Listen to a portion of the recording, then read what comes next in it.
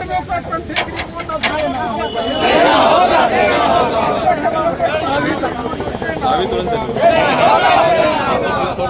चौधरी जिंदाबाद जिंदाबाद। सेल प्रबंधन से ज्यादा एनजेसीएस का नेता ऐसा बेशर्म है।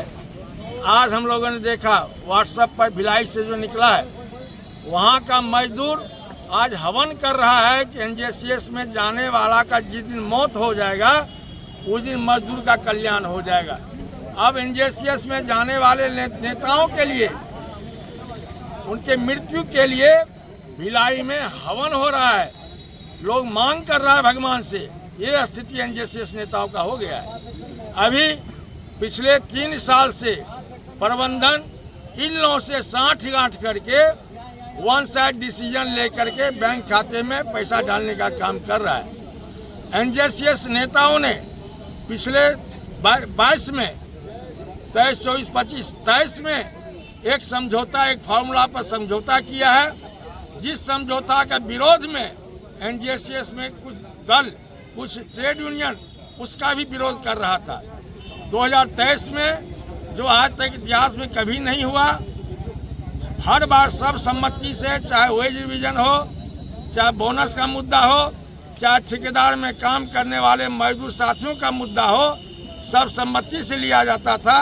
लेकिन 2023 में पहली बार बहुमत के आधार पर बोनस का फार्मूला तय किया गया। 3 यूनियन उसमें हस्ताक्षर किया, 2 यूनियन उसका विरोध किया। जो विरोध किया था उसमें से भी एक यूनियन इस बार मैनेजमेंट के साठ गांठ में फंस गया। तो मेरा कहने का मतलब यह है, जब प्रबंधन 31,000 रुपया का ऑफर दिया तो फिर 29,500 रुपये कैसे बैंक में आ रहा है, यह हम लोग के समझ की बाहर बात है। वहाँ से जो मैसेज आया हम लोग को, जो सूत्र के अनुसार 40,500 रुपया का मांग किया गया था, हम लोग यहाँ पर पिछले 2 दिन पहले 19 तारीख को वर्क्स के यहाँ गोल चक्कर में विशाल प्रदर्शन, चेतावनी प्रदर्शन किए थे एडी वर्क्स के बिल्डिंग पर, जिसमें हम लोगों ने 50,000 रुपये मांग किया है।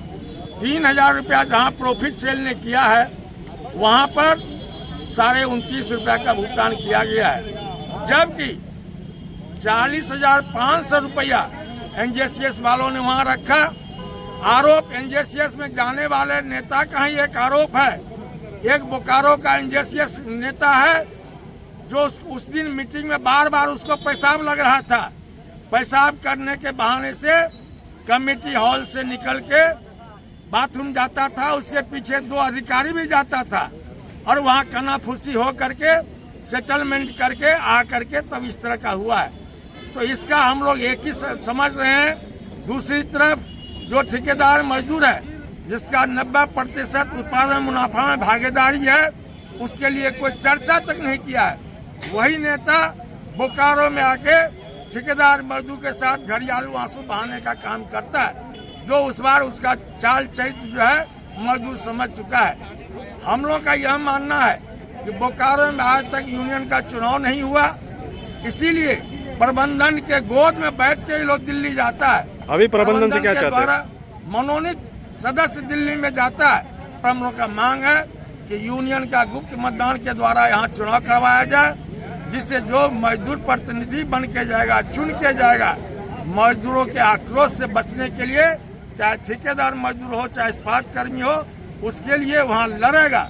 अगर उनके मुताबिक अगर प्रबंधन नहीं मानती है तो दिल्ली में शीशा तोड़ करके, टेबल ठोक करके मजदूर के बीच में उनको आना चाहिए और ये आंदोलन का संचालन करना चाहिए।